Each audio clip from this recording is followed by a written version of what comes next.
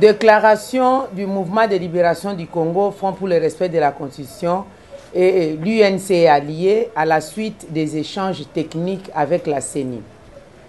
Sur invitation de la CENI, la coordonnatrice du Front pour le respect de la Constitution et secrétaire général du MLC et le président de l'UNC allié ont conduit tour à tour des délégations ce jeudi 22 février 2018 au siège de la CENI en vue d'échanger sur le processus électoral.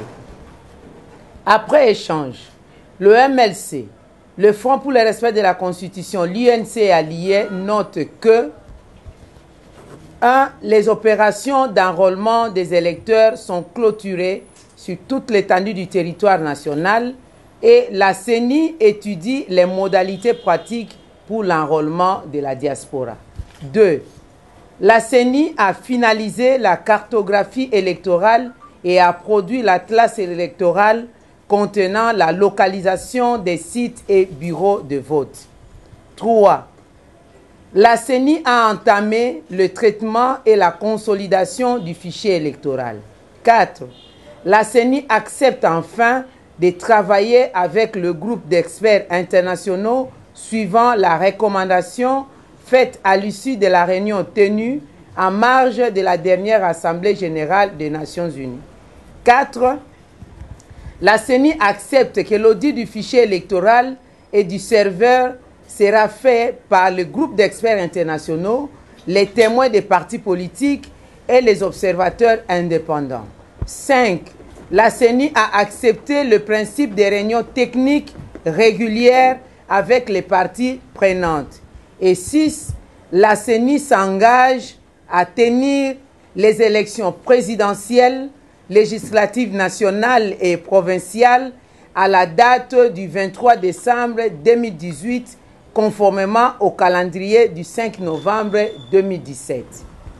De ces faits, le MLC, le Front pour le respect de la Constitution, l'UNC allié, affirment sans ambages leur détermination à aller aux élections suivant les calendriers publiés par la CENI pour une alternance pacifique, la première du genre dans notre pays.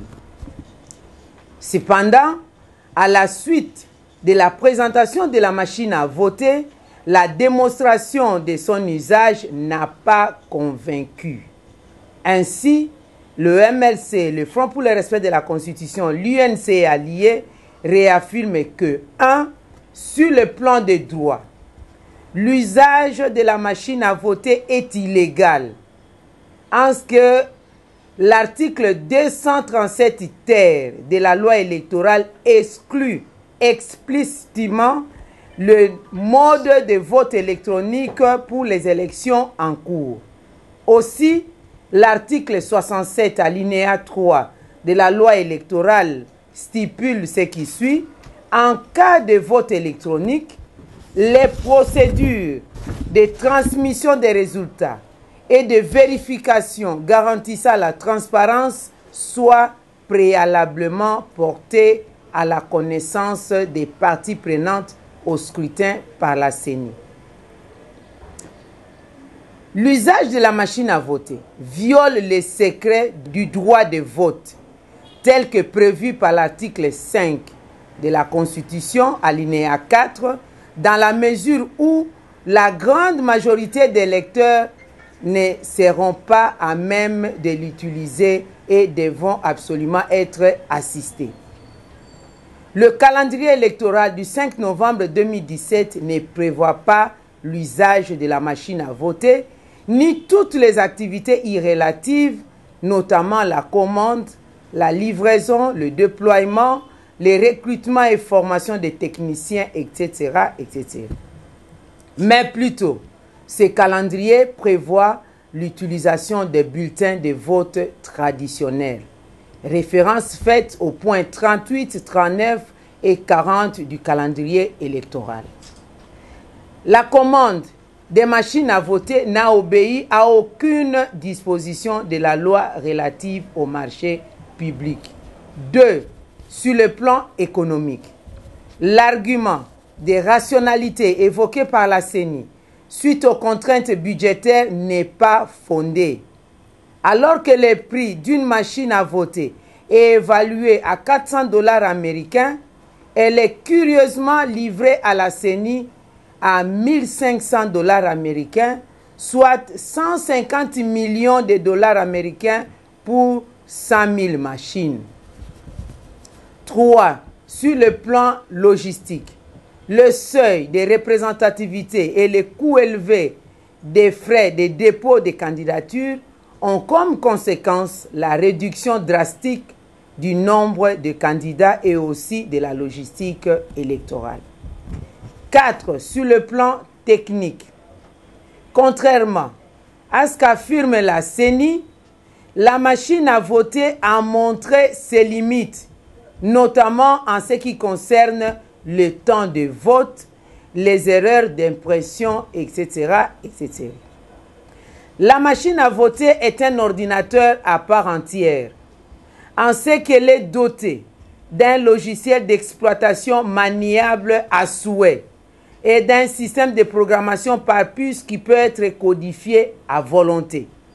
Voilà pourquoi le mouvement de libération du Congo, le Front pour le respect de la Constitution, l'UNC et alliés rejettent cette machine à voter pour le processus électoral en cours afin de préserver et de garantir la paix sociale avant, pendant et après les élections. Je vous remercie. Nous avons obtenu de la CENI, enfin, et le groupe d'experts internationaux. Ce groupe a déjà fait des voyages ici sans succès. Finalement, la CENI a accepté de travailler avec ce groupe d'experts pour fiabiliser le processus électoral. C'est très important pour nous, parce que nous n'avons pas confiance à la CENI dans sa configuration actuelle.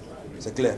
Nous voulons aussi, madame, vous remercier pour cette collaboration maintenant qui commence à se consolider entre le mouvement de libération Congo, les FRC et l'INC et alliés. Vous le savez très bien que le 15 mars prochain, c'est une date fatidique pour nous les politiques. Et donc, ce que nous faisons ici, nous devons réaffirmer cette unité. Ça peut être le socle pour l'unité de l'ensemble de l'opposition, pour ceux qui veulent réellement l'unité. Et donc, que ça ne soit pas chaque fois des petites rencontres, mais nous considérons que désormais, nous allons travailler ensemble. D'accord. Merci.